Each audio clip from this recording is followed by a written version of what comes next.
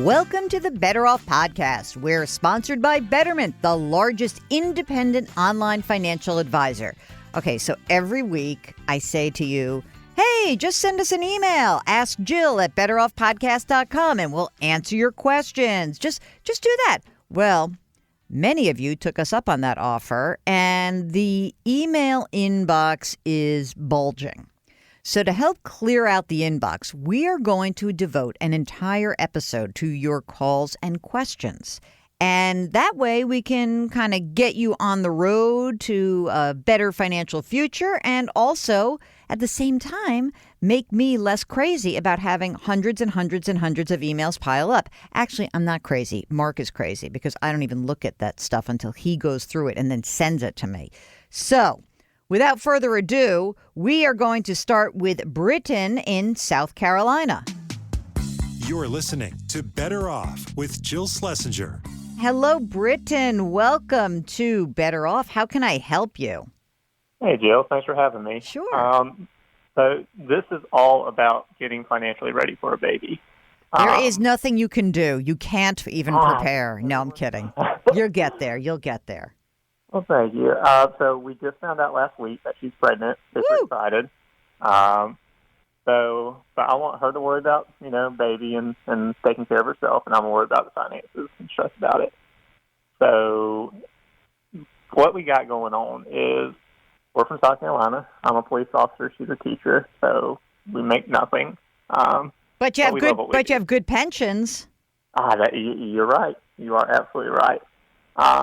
So I've got, plus or 8 months to get ready for this. So she's got some student loans that we're trying to pay off. Mm-hmm. She's doing her master's in music education, and, she's almost done. But what we're trying to do is she has right under $5,000 left in student loans, and I really want to get that knocked down before the baby comes. Okay. But the only issue is we only have $1,000 in our savings account. So the question is pay down the student loan versus beefing up the savings, right? Yes. Yes. So the way I mapped it out is if I go ahead and put, $2,500 down this month and next month and get rid of the student loans, I'll still be able to save up $7,000 before baby comes. Tell me what's going to happen when the baby comes. Will your wife stay home and get paid for that leave, or will you? What are the financial arrangements through work? So I'll take off using my sick time. I've got enough to take off a month. She will be out for a month and a half. Thankfully, that the baby should be due by her Christmas break, so she'll be able to take that Christmas break. And then whenever she has to go back, she'll use that sick time in addition to what she already has. So she'll take off, I think, a month and a half is what we have planned. Mm-hmm. And then she'll go back to work. So we won't really be, out of a paycheck for too long when that comes. Mm-hmm. And do you guys live near family? Will you have help with the baby, or are you going to have to hire help? I mean, how's that look on that end of it? Yeah, my parents are around. We live in town with my parents. She lives an hour away. My parents are still working, so they'll be able to take care of it some. But I still think we're going to have to do some child care. What's the interest on the student loan? It's 6%. I know. It's like killing you because you're like, I got to pay 6% on this darn loan when in fact I'm earning essentially 0% on my money and savings, right? Yeah. I know. Any other debt that's outstanding? No. No credit debt. Just only the $5,000 left in student loans. We own both our cars. Well, let me ask you something. I mean, the reality is that you would probably be okay rolling the dice a little bit, okay, and only having $7,000 saved. However, if something were to happen where, maybe your wife couldn't get paid for her whole leave, or the baby comes early, or something else occurs, that may not be enough money. So I would say, sort of 9 times out of 10, you're sure, no problem. But why don't we kind of delay paying off that loan just a few months. I'd love to just beef up. See, if the $5,000, if you had $10,000 or $12,000 saved before the baby's born, and then you see how it goes, and then we're just waiting, honestly, just a few months, and then you pay that off. I think I would feel more comfortable on your behalf. Now, you may blow off this advice. You may, okay? But I think that the more conservative approach would be to not feel the emotional excitement about being debt-free and taking a more measured approach to let's just make sure there's enough money set aside for the baby, and then we don't have any pressure because, I get that it is a financially smart decision to pay off a 6% loan when you're essentially earning, 0.5% on your money. On the other hand, once you pay off that loan, you don't have the money. And so what I think is really important when you have a baby or in any time of transition is that you have liquidity. And I'm scared once that $5,000 is gone, it's gone and you might need it. So, unless you tell me that your folks are just, they say, they're kind of rich and they're like, you know what we'd love to do for you for this baby? Maybe you should do like a GoFundMe for your baby. No, I'm just kidding. That would be. But if someone was like, we want to get you something for the baby, of course you can accept that. But what you can also do is you can really encourage people to, especially your family, we're just going to pay off the student loan debt. That's really our number one priority. We got the baby. We're going to take care of that. One way or the other, I think that you'd like to have, closer to 10 or 12 grand saved up by the time the baby rolls around. And then, it's not so terrible if in 9 months, then you pay off the loan. Or if you really making yourself crazy, pay off $500 a month towards the loan and put the other $2,000 into your emergency reserve for the baby. It's really a question of whether you can feel comfortable enough with that or not. Yeah, no, I think that's smart. Yeah. Good way to approach it. Yeah, I just think so. Anything else going on that I can help you out with? Yeah, so another thing that I want to try and do before the baby gets here, and I don't know if I'll be able to do it or not, is when my wife moved here, she moved to my hometown, and she bought a house, but she could only put down, I think, 3.5% of the down payment. Mm-hmm. So she got a FHA loan. Mm. I've been trying to figure out if she could get rid of PMI for that loan, but it doesn't sound like you can. I think it's for the duration of the mortgage. Right. So would it be best to switch her to just traditional loan, and then once we're done with those student loan payments and everything, we build up savings, start making the additional payments for that to try and get rid of that? Yeah. But I would say that that's like not your hugest priority right this second. I would really put that on the back burner. And then, yes, that, presuming everything is, really smooth, your financial life back on track, the emergency reserve fund is plentiful, you're both putting money into retirement, all those things in place, sure. Is this a house you guys think you're going to stay in the home, or is it possible you could sell it? No, we'll probably sell in the next 5 years. Oh, you're going to sell in the next 5 years? Then don't worry about it. Just do what you're doing now. Chill out. Just take it easy. 2 other things to consider: life insurance. Your wife can probably still get life insurance because she's early in the pregnancy. So let's get that done. And estate documents. So get the wills done, get that taken care of all before anything occurs and before the baby comes and you're so overwhelmed that you can't do anything. All right. I'll add that to the list. Thank you. Sorry. I took something off the list, but I added something on. I'm sorry. Good luck. And I'm so happy for you. And of course, you must send us a picture after the baby's born. I will. Thank you so much. All right. Take care. Okay. Next up is Alex. Hello, Alex. Welcome to Better Off. How can I help you? Hi, Jill. I'm a big fan. Thanks. Calling in to ask about maybe finding the right financial advisor for my unique situation. Okay, do tell. Okay. I am a federal employee. I'm overseas, and I worked overseas for the last 5 years, and I'll probably be overseas for at least another 5. Mm-hmm. And because of that, I'm in kind of a unique situation, both tax-wise, but also because of my retirement plan with the TSP and so on. And just in general, I'm moving on very soon to my next tour, which is going to be in a place where I'm going to be making twice my current salary, and so will my husband. Wow. So we want to make sure that we make use of that extra money the most effectively. That's amazing. So you guys are married, no kids? No kids. Okay. And how old are you guys? I'm 29. He is 33. Okay, got it. So tell me, how have you kind of been managing things so far? Sure. I love personal finance. That's why I listen to your show. Mark, let's just get that isolated so someone can just say that. I love personal finance. So now continue. Yes, I love personal finance. So I've been doing my best with the information available on the Internet. So I'm doing currently a 16% contribution in my TSP Roth. It's at about $80,000 right now. Great. We've got about $20,000 in emergency funds. And then I've got another $15,000 in a brokerage account with Betterment. Okay, great. And my husband has about $70,000 in high-interest student loans that he's paying off. $70,000 in student loans. What's the interest rate on that?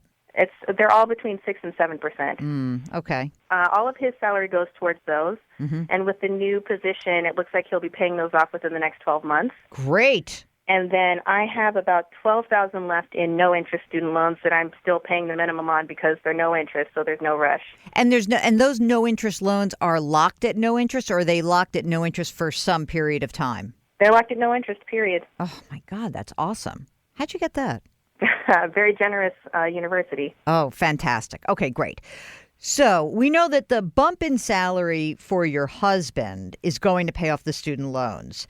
And for you, what are you thinking about in terms of what should happen for your bump in salary? To be honest with you, I'm really not sure. I'm going to be making something close to about $160 for the year, and I won't be paying for housing or food or anything really except for those student loans. Fantastic. And I have no idea what to do with that extra money. Well, you're gonna max out on the Roth, the thrift savings plan Roth. That's going to be a done deal. So you'll bet 18.5 on that, and that'll be done. From that point on, I think that you're really talking about two different things. One is there? I mean, you're overseas, and so you're not coming back for a while. So there's no reason that you're maybe saving up for a house or anything like that. But I do think it's certainly worthwhile beefing up that non-retirement account, the Betterment account, and to start thinking about that as perhaps more of like an intermediate term funding vehicle, meaning that, I don't know what happens to you in 4 or 5 years. Would you come back, or do you think you stay abroad? What's the guess? That's a great question. At this point, I'm pretty much trying to stay overseas as long as I can. For one thing, because of the whole free housing portion. Mm-hmm. I think you can't beat that. Nope. So I've been trying to think of what I can do with this money to kind of meet.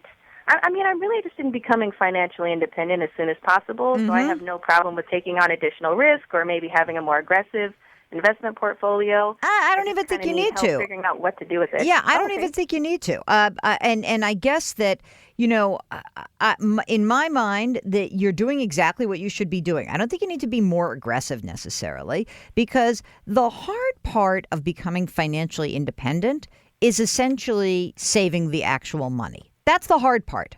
The easy part is the investing. I know that everyone gets it the other way around. What I think you're doing is perfect. It's spot on. I would simply be adding to my Betterment account.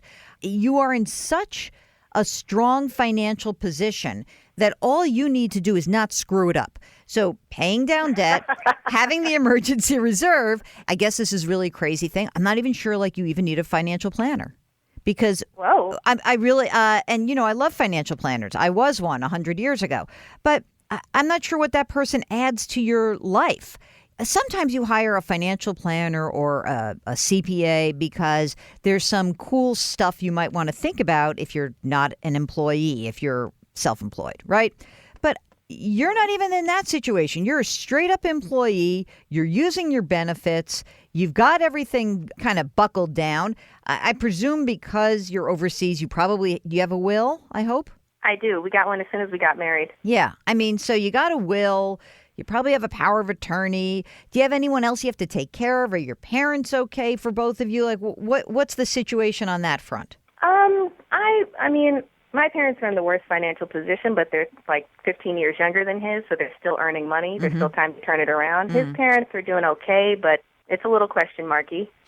I mean, I guess if you wanted to, like, be careful and make sure that you had some extra money, but even that doesn't sound like anything's happening imminently. I think you just keep doing what you're doing. I think you reassess. I can't think of a different investment strategy that I would employ. I wouldn't say get more aggressive. The most risk would occur in the TSP, the Roth TSP. The Betterment account or the brokerage account, the non-retirement account, I would probably have slightly less risk in that account only because for some reason, if you needed to get to the money, that would be the first pot of money you would access. So I think that if let's just say you're really young, you don't need this money. If you were aggressive growth in the retirement account and growth in the non-retirement account, meaning about 70% in risky stuff, 30% in less risky stuff, I'm fine with that. I don't think there's anything else for you to do. I really don't. I mean, you have life insurance? I do. I mean, you're in great shape. I'm going to tell you to save your money. When you come back to the States, my guess is you're going to need some help. There could be decisions. There could be questions about what should I do with this account? How am I going to buy a home? All those things that come up. Maybe you're going to have a baby. But I don't see anything in the near term that would suggest you need to hire an advisor right this second. Wow, my husband will love that answer. Yeah, save the money, pay down that debt, and go forth, enjoy yourself. But more importantly, please be careful. Will do. Thanks so much, Jill. Take care. Good luck. Thank you. Bye. This is Better Off with Jill Schlesinger. We'll get back to your questions in just a second. And, what's funny is that here I am. I am a certified financial planner. I'm answering your questions. I am a fiduciary. I'm held to the fiduciary standard.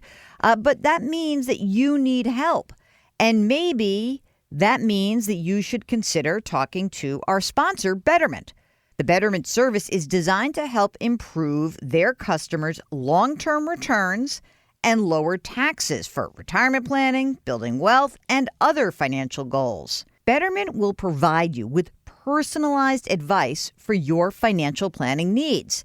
And they offer this service with low, transparent advisory fees when compared to traditional services.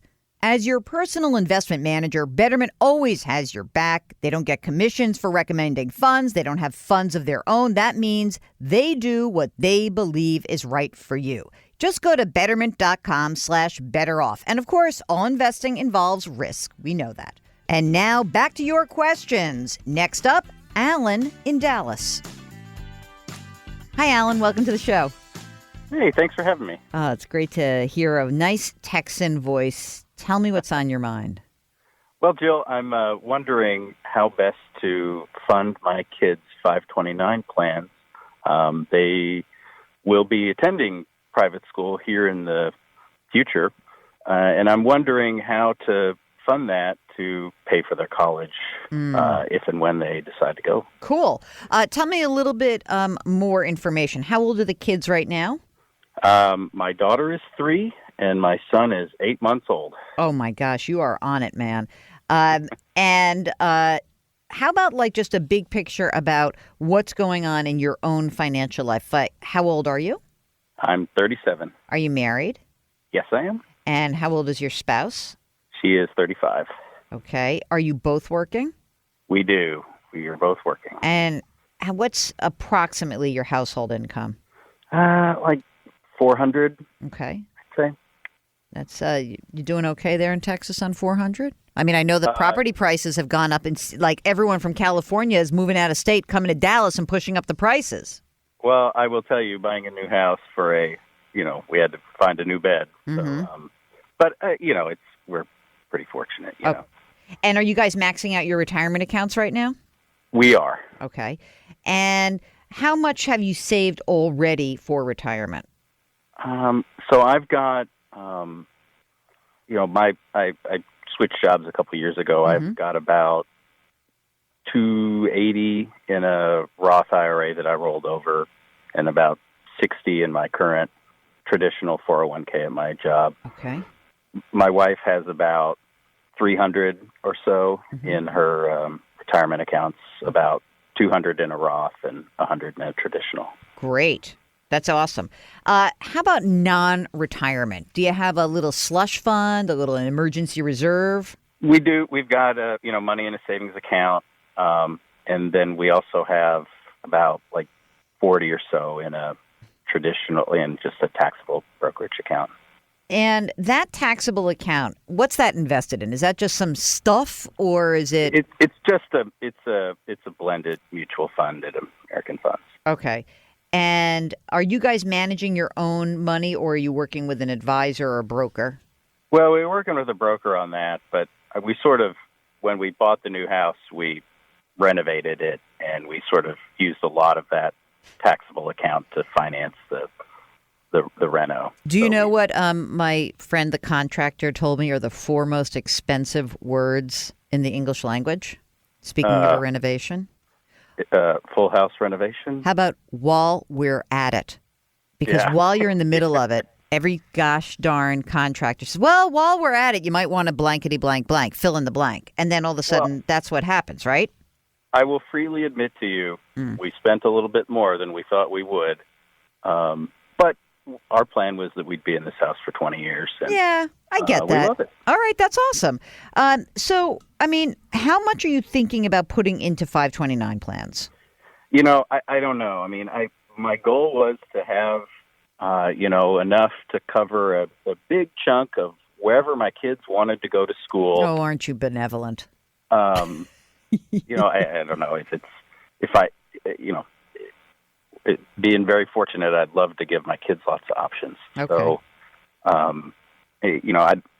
don't know how much I should put in it, really. I mean, my goal is to have maybe 250 in each of them by the time they graduated from high school. Okay. That seems reasonable. I mean, look, you got a lot of money. And would you say that now that the house is done, once you've saved for retirement, you maxed out retirement, do you feel like now you have some cash flow available to fund these 529 plans? Yeah, absolutely. Okay. I think there'd be some that I would put in a sort of in a taxable account, and some that I would put in the 529s. It's just a matter of how much do I put in each. I don't want to put all of it in a 529 and lose the flexibility to use that money if something were to happen. Yeah, I get you.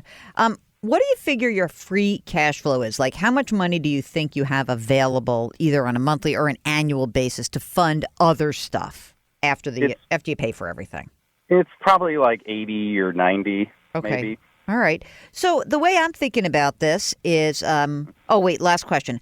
On that taxable account, that $40,000 that's in there, do you have any losses in there? No, we harvested most of those when we took money out to pay for the house. Okay. That was about a year and a half ago. Okay. All right. Understood. So I think that, a good game plan for you. First of all, what I would do is I would run through a few calculators just to see kind of where you stand. Just for college stuff and also for retirement. Like you can run a retirement calculation almost anywhere, okay? But it seems to me you're going to be on track because you're saving a lot of money and you save beyond your retirement accounts. If you had $80,000, left over in a given year, in the first few years, what I might do is I would put that full amount in to each of the kids' accounts to get rocking and rolling and have that really beautiful tax benefit work for you. So I would probably kind of do the overfunding in the first few years because they're really young. And then you can kind of wait and see and retest it and see where things stand. And that probably, if you did that for a bunch of years, that would be great. Probably what's going to be more depending on where they go, right? Because if they go to UT Austin, the price tag might be lower. Right? Hook 'em Horns is right. I love that place. I really wanted my niece to go there. She went to Vanderbilt instead. I loved it. Yeah. I mean, that would mean, so I think that you jumpstart it for the next, let's say 3 to 5 years. You get that rocking and rolling. You save the rest of it in the brokerage account. Just be careful about that brokerage account because obviously, that's subject to taxation. And so that's one of the reasons why I think that you should almost overfund the 529 plans right now because there won't be any tax liability with the money that's in that account. Absolutely. Right.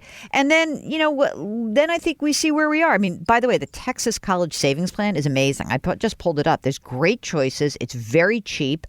And it's, basically a bunch of wonderful index funds. So I think you've got a good game plan. Put the money in there for the first, let's at least say 3 years. Let's see where you stand. And let's see, I don't know how quickly it takes you to figure out whether your kid's going to be a good student or not, but you might find out 8 years from now that, your daughter is a world-class, what are we going to make her? A world-class basketball player, and maybe she'll get a scholarship. So maybe you stop funding for her at some point. So I think that's a good game plan, Alan, and I certainly wish you the best of luck. Before we wrap up the show, let's just do a quick email. Someone wrote in after listening to our interview with New York Times reporter John Schwartz that I found the most insightful thing he said was that he left college with zero debt. $200 a semester for books and law school tuition. That's insane. Students now are leaving college with crushing student loan debt, which then puts their purchasing power back immensely.